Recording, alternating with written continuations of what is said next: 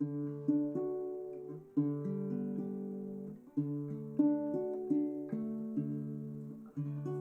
welcome everybody. It's October, the greatest month of the year. Yeah, you can't get any sleep though. I mean, it's going to start. When do the playoff games, the baseball games start on Friday? Friday, baseball playoffs start, yes. And and then on for 3 weeks, there's an awful lot of baseball being played. He's wrong. You're wrong about not being able to get to sleep. I got a nap this afternoon.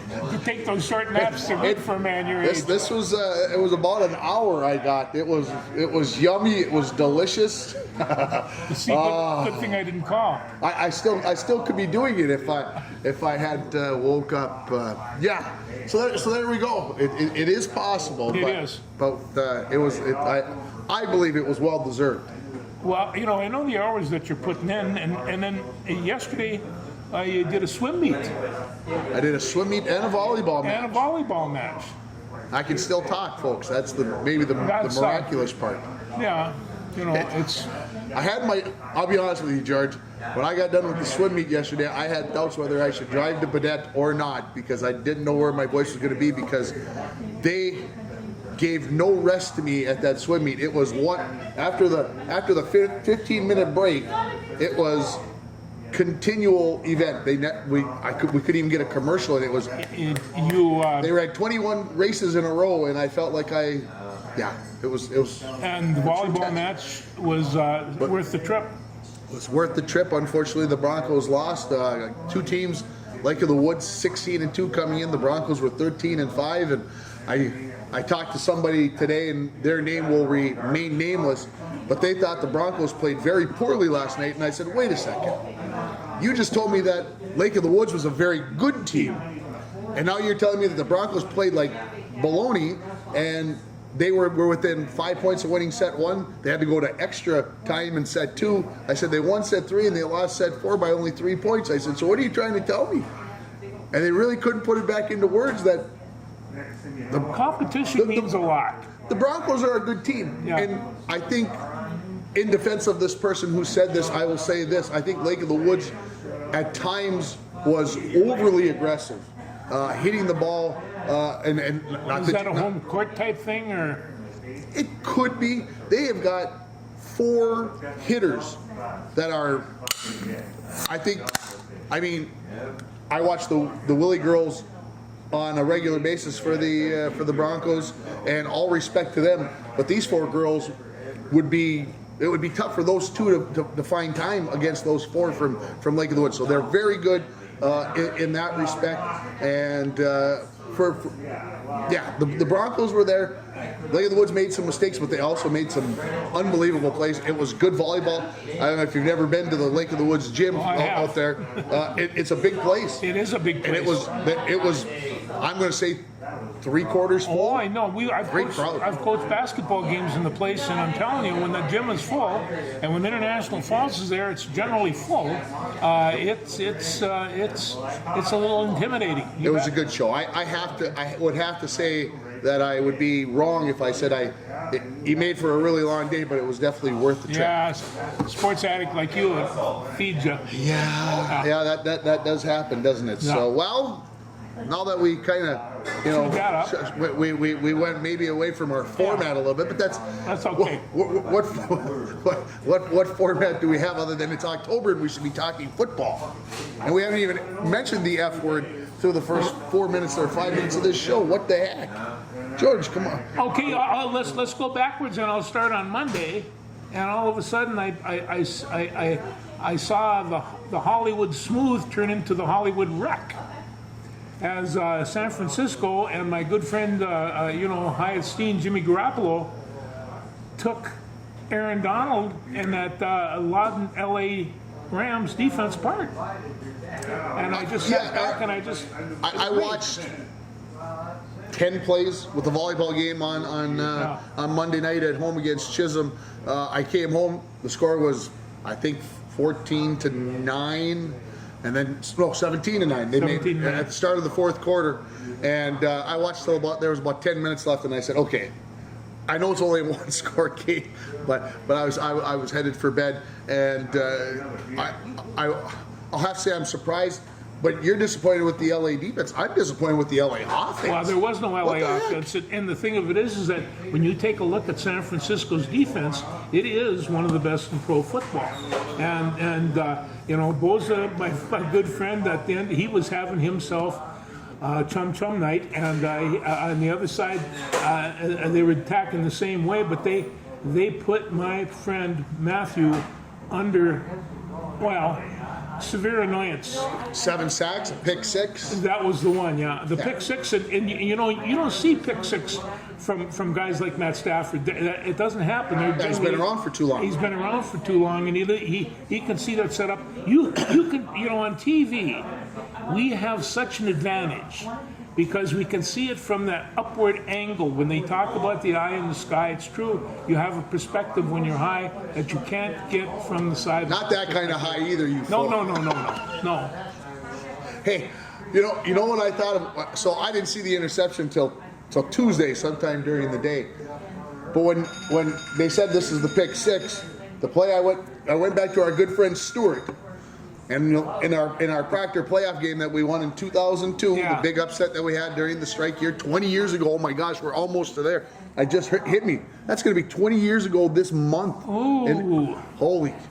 Anyway, playoff game 2002, and we're in a tight one with Proctor, who's 9-0. We're 4-1, I think, with the games missed because of the strike or whatever. And nobody's counting us in. Nobody's going to beat Proctor. Anyway, it's early in the game. And Stuart, we got like a 3rd and 7, and he calls gold flood, I think. Now it was gold something. Anyway, the fullback goes out in the flat. The 2 guys vacate and they throw it out in the flat. And I'm like, this is the perfect play because they're going to vacate there, whatever. Just about ready to snap the ball, and he goes, timeout. And I'm like, what are we calling timeout for? He goes, Ringer, they intercept that ball. It's a pick 6. We'll have nobody out there to stop it. And we're ahead right now. We were ahead 7-0. We're not letting them tie this ball game. So we ran on a different play, and I think we ended up having to punt, if I remember correctly. It doesn't matter. But when he threw that interception out in the flat, I'm like, that flat play is a dangerous son of a gun. It really is. And even the other game, we said the other night, what play would you call? And I says, I'd throw a flare pass out in the flat because they got to get Cooper Crandall a little running room. And in fact, he caught the pass and went for a whole bunch. And it's, He only caught 14 balls in the game. Isn't that something? And they only scored 9 points. How the heck does somebody catch 14 passes? They only scored 9 points. And ran for almost 200 yards. So, it's, he's... Which tells me that there must have been a wee bit of luck involved for the Niners defense, but they didn't play well. We'll get in that to a little bit, but we got some things to talk about. First off, like the Vikings win in London, England. In London, England, I was otherwise occupied. I listened to about 3 minutes of Paul Allen in the second quarter. Okay. And that was it. I was working. I won't even mention what I was doing. I could, but it doesn't matter. It doesn't matter. I was. This wasn't working, and there was no electricity where I was at. There was no way of getting. I was. Yeah. So anyway, I was getting occasional updates on a notification or two. And then I heard about the double doink, and I'm like, we won. Oh, great. Well, no, I tell you, what was interesting about this game that I haven't seen in a long time were the fans.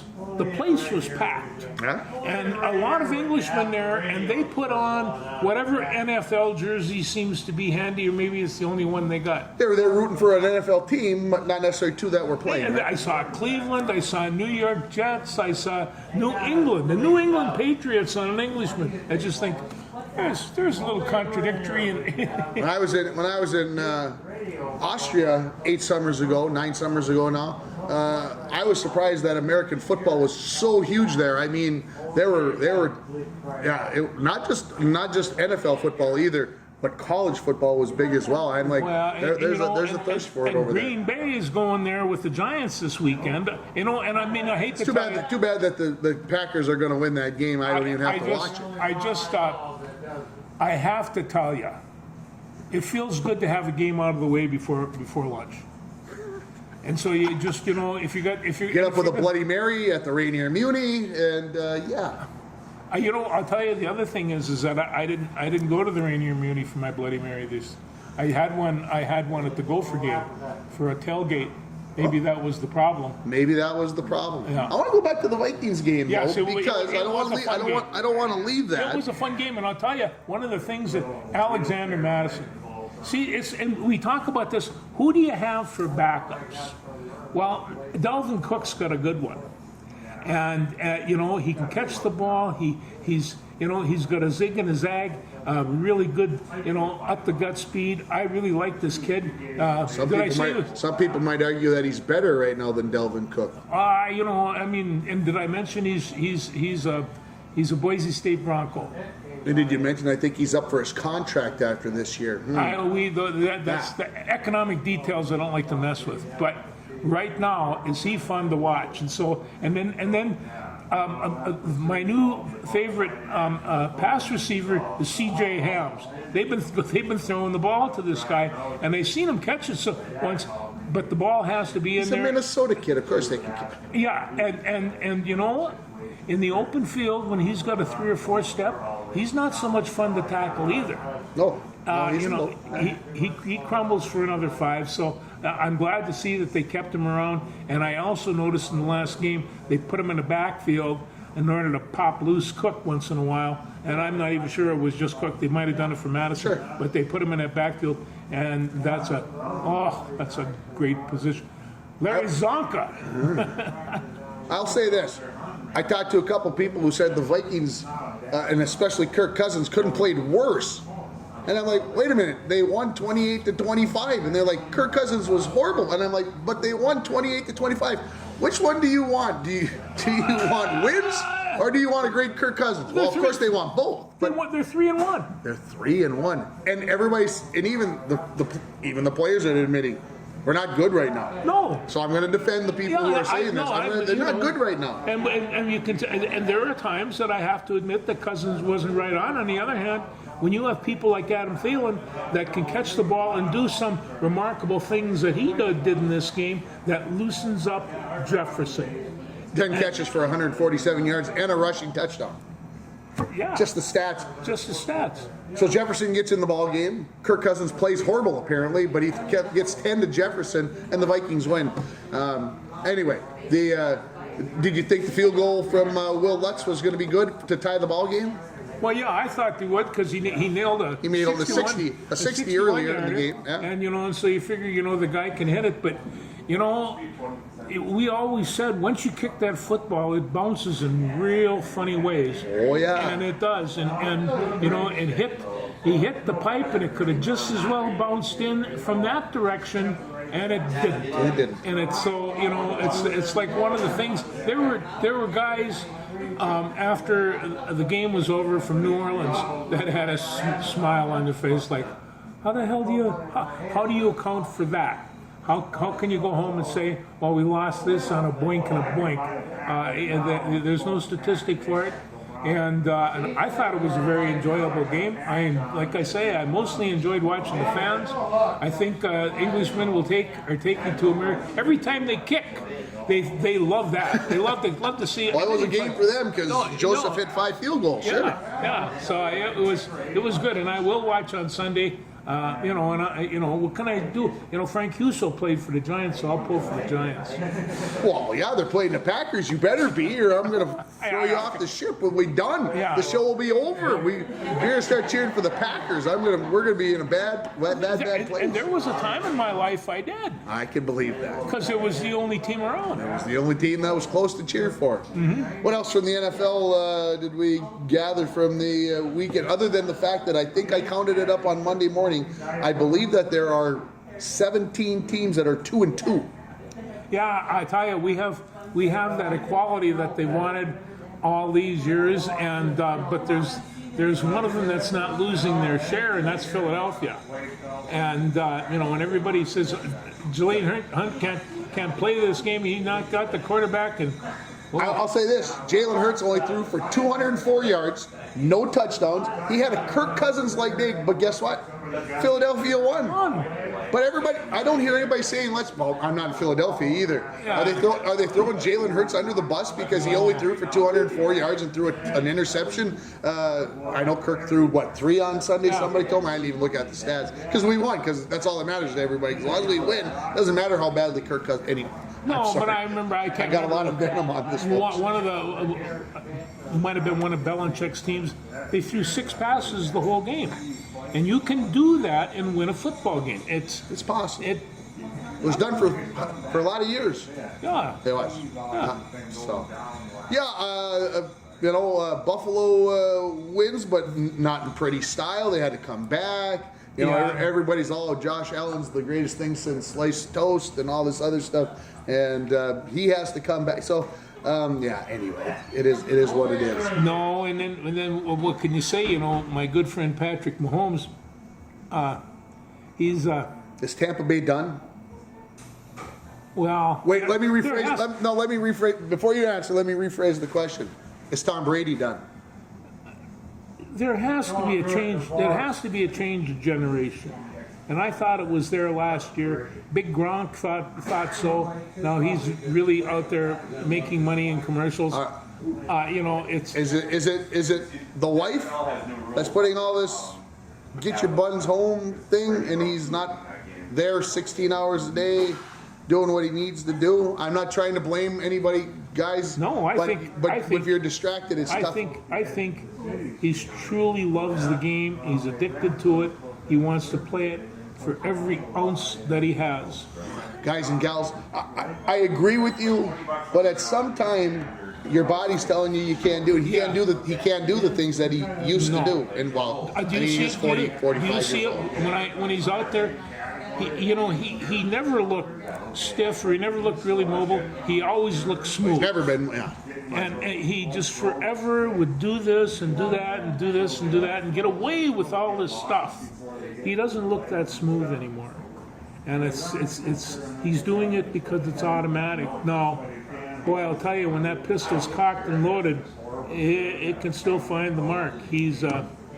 But the legs and all the rest. And that being said, I saw him run for first down the other day. And I thought, what's the matter with you? New England must have vacated the state. All right, let's move to the bad news. Let's talk about the Gophers and their debacle on Saturday against Purdue, the 20-10 loss. Try to put it in words 4 days later. I got a call from my guru friend in Minneapolis about 10 minutes after the game, and he says, "What are you doing?" I says, "My wife's attempting to talk me out of a quick suicide," and he says, "Yeah, me too. That's why I called."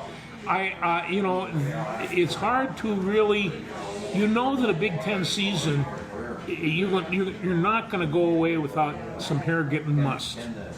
And every time that you play one of these teams, because I'm going to tell you, next team they play is going to be Illinois, and they're coming back from beating Wisconsin, and they're going to go play the Hawkeyes this weekend, and they are gopher hunting. And I know that coach. He's a gopher hunter. And so the Gophers have they got a week off to gather the thing, but they just played poorly on both ends. I mean, both sides. There's no running game whatsoever. And all of a sudden you go from top to nothing. 37 yards. 47 yards total for the game. I'll say that I'm going to go. I'm going to try to be positive about it. It's not easy, folks, because they were averaging 295 yards rushing, and of course we've sat on this show, we've walked around town, we've got signs that we put up, billboards we paid for, that it's always the offensive line that never gets enough credit, and unfortunately in this case have not taken enough blame as far as I'm concerned. But in their defense, they didn't decide till like an hour or so before the game that Mo Ibrahim was not going to be in the lineup. So why did they wait? I mean, obviously you're hoping that he can go, but I got to believe that almost in the offensive line's mind, it's like, oh, we got Big Mo back there. He's ready to go. They cleared him. He's going to play. And then right before the game, they don't play him. Now, why didn't they play him? And I'm playing devil's advocate on this one now. Did they think they were going to beat Purdue without Mo? So let's rest them a week, Well, and I'm we'll not get sure they and might we'll have get them 2 weeks off. They might have been playing some games there because he wasn't ready to go. When I saw him come off the field with that shoulder, it was a discombobulated, dislocated type shoulder. He was carrying that arm, and he was in pain. And so those Are you things. talking Delvin Cook, or are we talking Mo's an ankle, isn't it? Was Mo? I thought Mo was an ankle. Oh, I thought he was okay. I think Delvin was the shoulder. I believe. Don't. Yeah, okay. I could be wrong, but Yeah, maybe you're right. so. I mean, to me, it was considered mild, is what the word that I read on the air from Learfield Sports, that it was a mild injury, that they were not suspecting that he was going to sit out. I got a feeling they thought, it's Purdue. We're going to run the ball like crazy. Yeah, And it didn't happen. and Trey Potts has always been able to do that. But like you say, the offensive line did not perform. And like if we say, we have to give the other team credit, that defensive coordinator was set for that offense. Yeah, he had a game plan, Yeah. and what he decided was, we're going to take away the run. Yeah. They put 8 guys in the box. They were saying, I was listening on the radio, sometimes 9 in the box. So what does that mean? That means Tanner Morgan has to hit some receivers, and that didn't happen. And what have the Gophers been through the first 4 weeks of the season? Complimentary. PJ Fleck said that we could do both, and they didn't do it very well. But I'm going to throw PJ Fleck under the bus if I can. You mean for one of the stupidest calls I've seen this year? Well, that's the second time he's done it in his career, and guess what? Both times on homecoming, and both times it's cost them the game. Tell the crew Back-to-back seasons. Tell them what you're referring to. PJ Fleck, 4th and 1, a full yard, according to Mike Grimm on the radio. A full yard, which means he's saying it's more like 1.25 yards, a yard and a half, on 4th and 1 from your own 29-yard line. And you go for it and you don't get it, and then Purdue kicks the field goal to go up 10-0. It's in the first quarter, maybe early second quarter, doesn't matter. That is too early to be going for it on your own 29-yard line. I'm sorry, it's stupid football. It's stupid coaching. I hope that Coyle brought him in and docked him pay. I was taught a long time ago by a great man, and he said that anybody that goes for a 4th and 1 inside his own first loop, it's a football game. Not to mention your own 29. And so you just sit back and and everybody in the place was, really? Can I go back 21 years? I went back 20 years earlier. How about go 21 years? The year you were the defensive coordinator and I was the head coach. We played Crosby Arrington. We did. In a regular season game, 4th game of the season, opening possession of the game or second possession of the game, doesn't matter. We're on our own 29-yard line. It's 4th and 1. Guess what a stupid head coach did? He called the quarterback sneak. Guess what? Made it. And this old coach, I think that you're referencing to, called me after the game and says, "What are you doing?" I said, I felt like we could get it. Not at that point of the game, you shouldn't be feeling that. That's the kind of stuff that coaches talk about, folks. Those what goes on behind the scenes, because you get a feeling during the game. And I understand what PJ Fleck was trying to do. He was trying to, it had been a couple of series the Gophers had done doodly squad, and he was trying to charge the crowd that was already charged up, and maybe getting flatter as the moment. So I understand high school football maybe slightly different. Well, and I got to tell you this one other thing, because you ran a wedge block quarterback sneak, and we ran a wedge block quarterback sneak, I think, better than anybody in the conference. We always got 1 or 2. We rarely got stuffed. And everybody knew it was coming. About every 6 or 7 times we'd break it. And you couldn't believe out of this scrum. We did in that same game. Yeah. On the first play of the 4th quarter, 85 yards. Well, Josh Harris, can you still see him running? He might still be going on that one. Didn't know you were that fast. I didn't either. He said. Yeah, that was a good game. We were lucky to break that one open and win it by as much as we did. And a few weeks later, in the opening round of the playoffs, we made it even scarier. Even scarier. Yeah. But we won both, and that's all that matters, because winning, that's what matters. Well, speaking of winning, yes, let's talk about the Bronco football game. We're 25 minutes in. This might take the remaining 25 minutes of the show. Was that as exciting a football game as you've ever called? Well, I mean, we have to probably talk about last year's Greenway Nashua Keewatin game on homecoming, when the Broncos threw a hook and lateral in the final minute to win 26-22. I mean, that's got to be in the mix of the most exciting games ever. I screamed. Yes, George screamed. Friday night's game, the 49-48, if you're not a Bronco fan, but you watch, and I know there are people out there that do. Yeah, it was probably one of the most unimaginable games, because you always talk about these great finishes, these great things. I mean, for Hinckley Finlayson, this was going to go down in lore, because they took that kickoff and returned it 63 yards and threw a touchdown pass to cut it to 1. This was going to be lore. The Hinckley Finlayson Jaguars were going to come back and win it. And now it goes the opposite way with the tackle. Did you go back and watch the tape? Yes, I did. Did you see how big that hole was? Oh. That Degerstrom had to run through and somehow, some way, the king, Ezra McGonigal, comes through the B gap for a play that's going to the C gap, and somehow he got that right arm out and dove and clipped that foot enough for the kid to fall. And I watched it on tape like 6 times. I'm not sure that he didn't get in. I'm not sure he didn't get in, folks. But it's going to stand now because it's 5 days later and it ain't going to change. Well, there's a lot of things about this game that I really enjoyed watching. Number one was, there's 5 or 6 different freshmen that are making serious contributions to this team. Freshmen, that means that they're going to be making contribution for a number of years to come, and they're good, they're talented, and they're fast.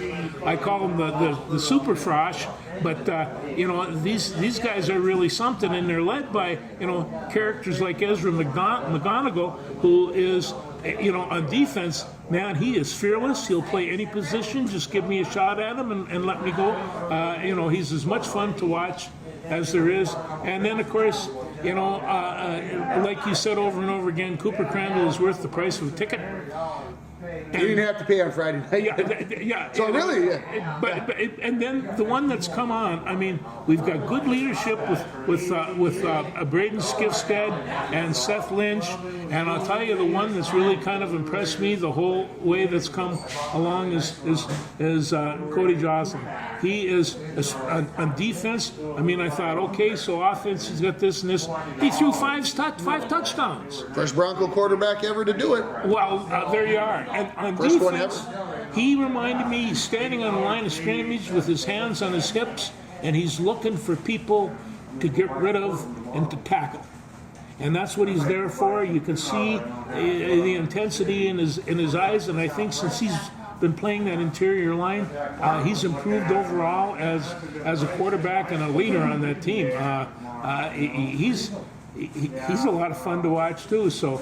He threw 4 touchdowns in the second quarter alone, which tied the school record for touchdowns in a game. He did it in a quarter, and then threw the 5th one to end the game. We thought it was the end of the game, with 15 seconds left. And then he kicks the extra point. And then you asked that instead of, he's 15 seconds. Yeah, we thought that was enough. Apparently not. And apparently not. So to let people know who didn't watch the game, and you should go back to yourliveevent.com and watch it, to be honest with you.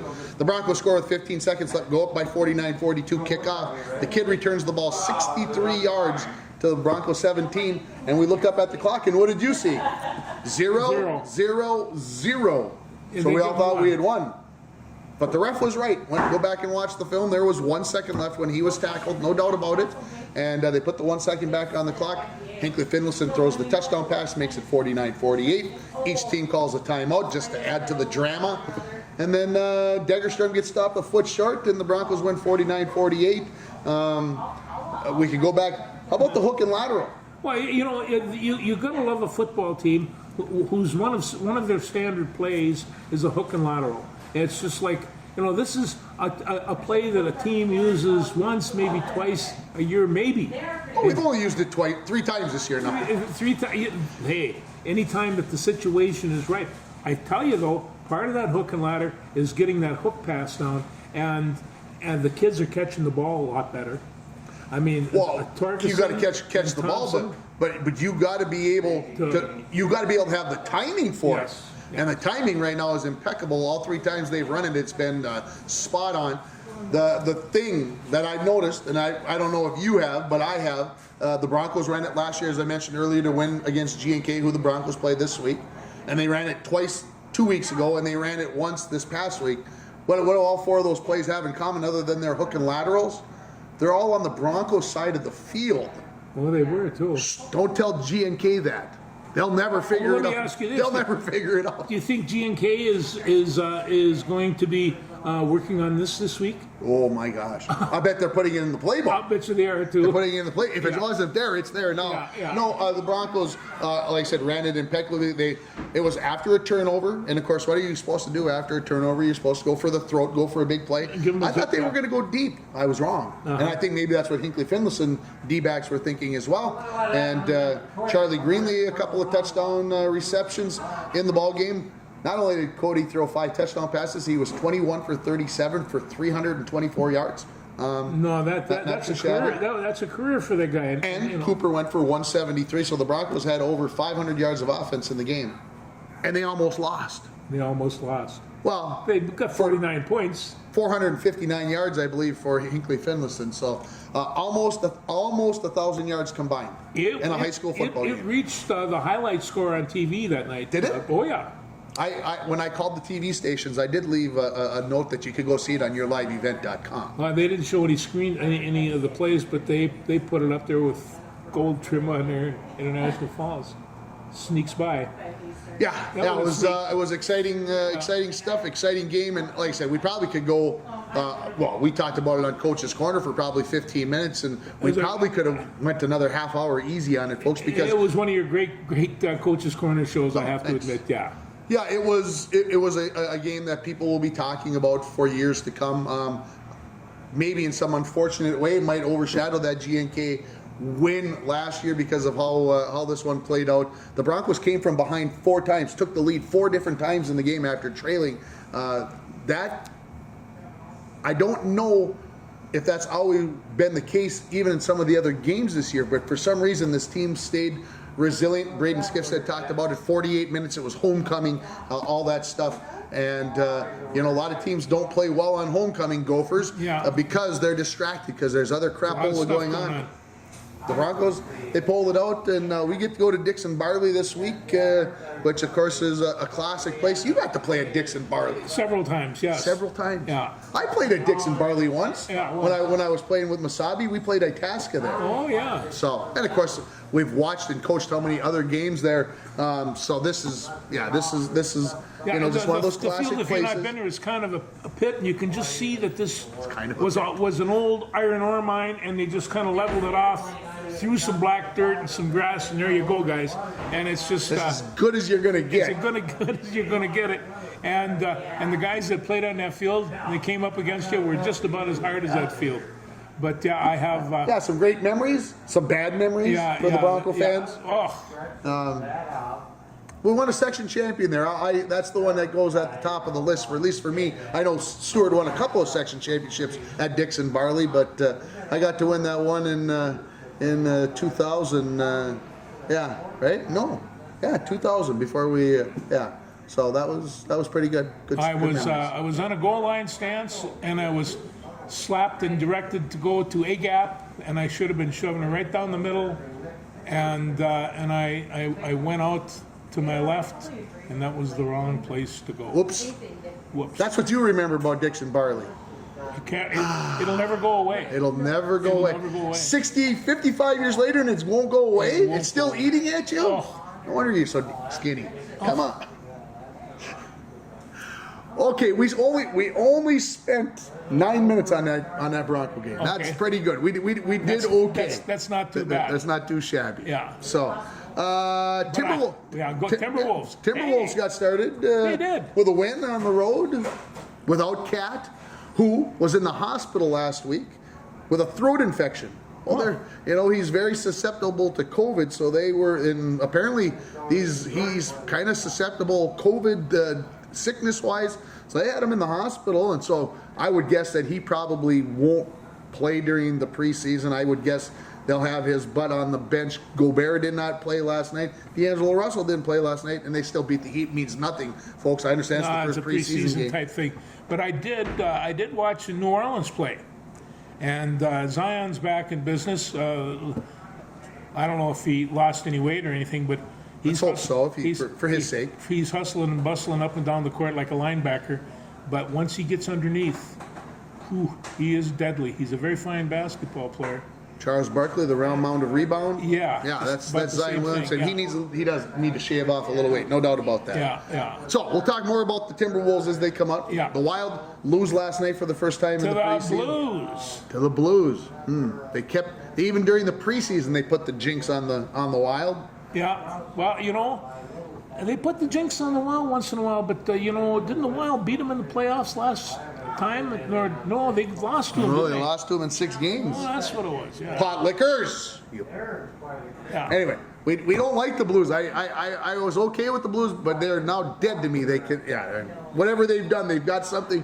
When they put on that Blues jersey, the Wild go away. Again, doesn't mean a thing. 2 exhibition games left before the regular season starts next Thursday against the Rangers, and then we'll put it all into reality, the 82 game schedule and all the other happy stuff. So yeah, well, I hope they slap out to a good 6-8 game. Well, they get I think they play 6 of their first 7 at home. That helps. That should help to get a good start and get things going in the right direction. And the bragging continues about Marco Rossi.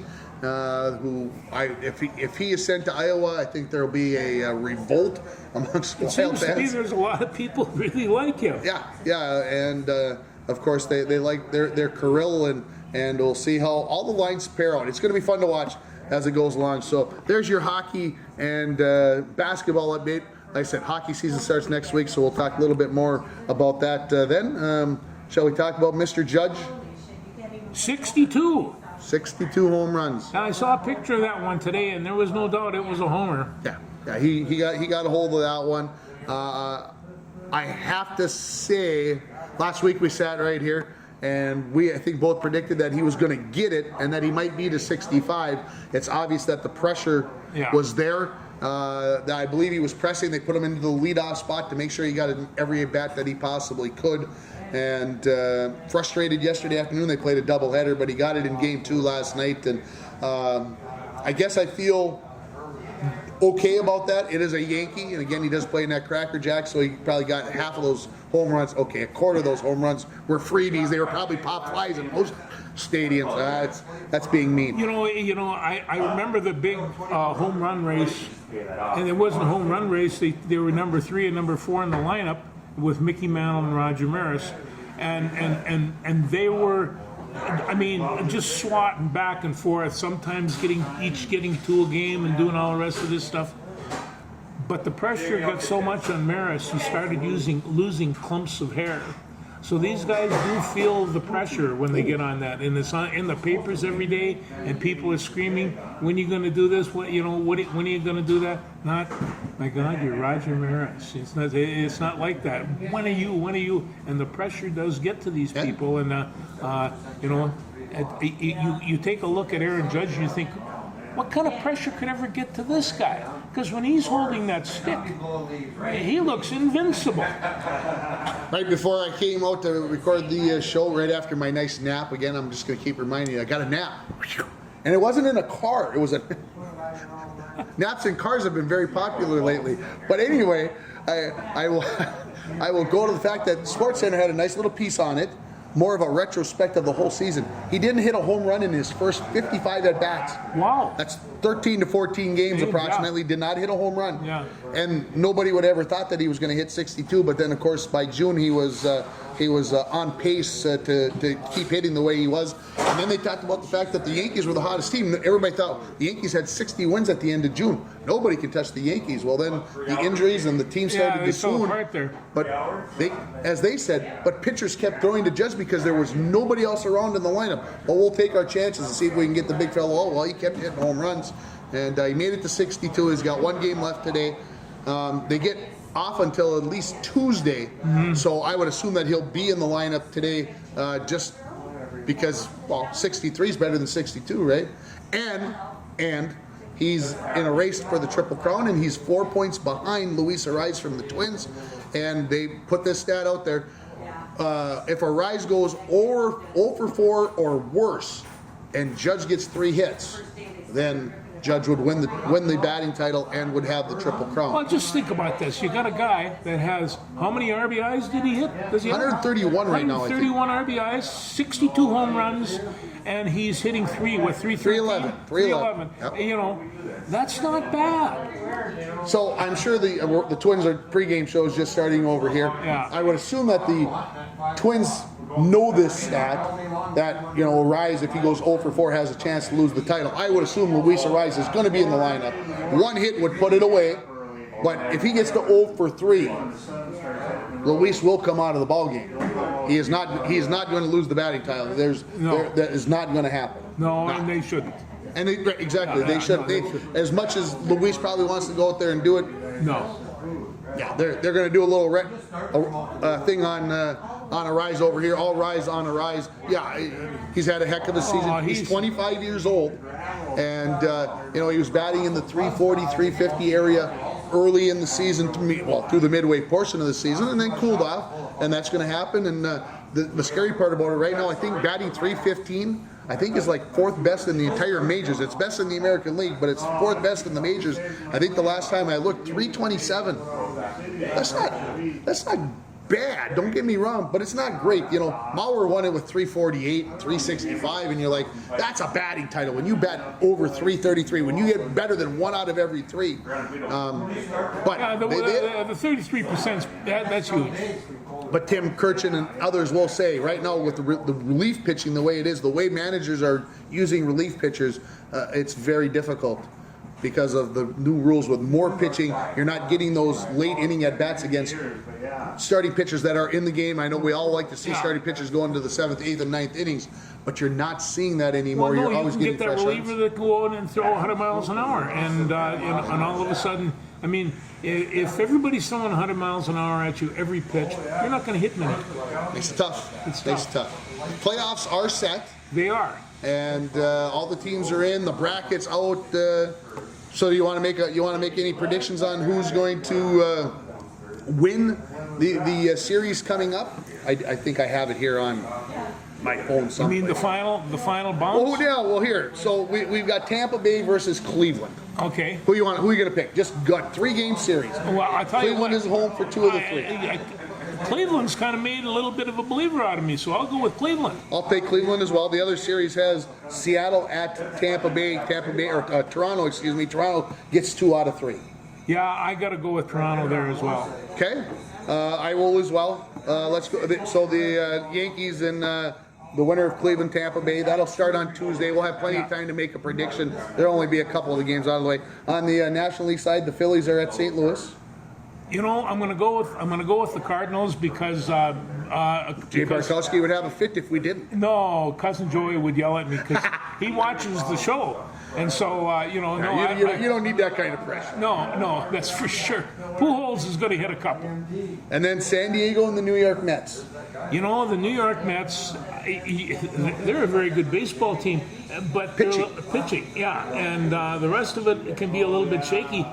And of course, San Diego, they bought all kinds of good baseball players at the end of the year. So I guess maybe I'll go with the Padres. Okay, that would set up with the Dodgers. Yeah, you're picking against the Mets, against that pitching staff. They'll have time to get it kind of set up here with the day off and everything else. I can't, as much as I don't like the New York Mets, and as much as I'd love to see the Padres win, and I hope that they do. Well, maybe not because of White Ulrich. Maybe I don't want the San Diego Padres to win. Maybe I'm going to put on my New York Mets hat. No. Anyway, it ought to be fun. 3-game series. They all start on Friday. They'll all be done by Sunday, and then the divisional series start on Tuesday. So, yeah. And it's not that there's baseball on all the time, but it's all very good baseball. Well, think about this. Friday it's going to start at noon, and there's going to be 4 games on, maybe even 11 a.m., and there's going to be 4 games on Friday. There's going to be 4 games on Saturday, and there could be 4 games on Sunday. Don't they realize that there's college football on Saturday? Well, he got pulled over. Fools. They're fools. I think they can compete against college. I'm amazed. Anyway, it is October, and who will be this season's Mr. October will be the question for the MLB. Who's going to be the superstar? I assume the World Series will probably end in November. That's just the way it is with a 3-game series, a 5-game series, and then a 7-game series, and possibly another 7-game series. I'm sure we're going to be playing at least on Halloween time. Well, So. hey, you got LA, you got Atlanta, you got Houston, you got New York. I mean, you got 4 real solid, at least those 4. I wasn't going to go there. Okay, you got to pick who's going to win the AL and who's going to win the NL. I was going to wait till next week, but let's do it now. Who's going to win? Well, I think it's going to be Houston and Los Angeles. Okay, I'm going to go Houston and Atlanta. Yeah, that's a good pick too. Atlanta's just hot. Atlanta just seems they won their 5th consecutive division title. Yeah. I don't want to see the New York Yankees or the New York Mets being there, so maybe that's clouding my decision. But right now, I don't think Houston. Right now, Houston just seems to have everything going their way. I would say if it was them versus the Yankees in a 5-game series, and I know Houston has had great success against the Yankees this year, but I will say this, if it came down to that in a 3 or a 5-game series, I would say maybe, but Houston I don't think can get beat by the Yankees in a 7-game series. No, I don't think they can either. I mean, the first three games they're going to have heavy-duty pitching going on up there. Houston doesn't even have to play the 3-game series. They go right to the 5-game series. Right to the 5, yeah. So, yeah. Anyway. Yeah. There's baseball. I like baseball this time of year. I do have to say that I'm making a little trip this weekend. That's why you have to. We got to record the Blues hours. I'm heading to Winnipeg. I'm going to watch the Blue Bombers on Saturday, so I'm looking forward to it. I don't think I've watched the Blue Bombers game in 5 or 6 years. So it's been a while. I guess you can't. Can you call somebody a fan if they haven't been there I that long? watched them 2 years just on TV. Fun stuff. I'm looking forward to it, and so we'll head up there and watch the Bombers. They're 13-2, and they're taking on the 4-11 Edmonton Elks. It's tough to still say that. They used to be the Eskimos. They're not the Eskimos anymore. The Edmonton Elks. And tell you, my high school coach coached the Blue Bombers. That's correct. Not many people get to say that their head high school football coach coached a professional football team. No. But in your case, that was Frank Larson. That was it. It was definitely the case. So, are we going to talk about going back to football, or are we going to talk about this? You talk. Okay, this is a book that was given to me, and we've all heard of the Rose Bowl, the Sugar Bowl, the Super Bowl, and all the other bowls. This is the Mosquito Bowl, and the Mosquito Bowl was only played once, and it was played on an island called Guadalcanal on Christmas Eve, 1944, by regiments, men from the regiment of the 4th Marine Infantry Regiment and the 27th Infantry Regiment from the 6th Marine Division, who were preparing to invade Okinawa. Now, they come to find that this place was chock full of top-shelf football players, captains and All-Americans. They had 65 people that participated in this game. 20 of them had been drafted or were playing in the NFL. There was 15 or 20 All-Americans. There was captains from Brown, Harvard, Wisconsin. So these are top shelf. In fact, they said never had they seen this kind of talent pieced together at any one place, and it was just on a cone of war.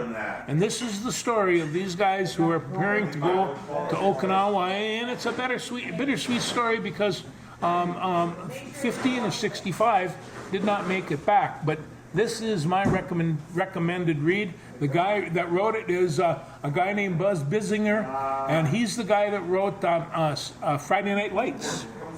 And, he knows how to write a football story. Then he knows how to write a football story, but he approaches this through the eyes of his father, who was with the 4th Infantry Regiment, and he says, "My dad was a sports freak. I'm sure that he knew, or at least knew of, a lot of these guys that played in this game." But it's a remarkable story. And how did it start off?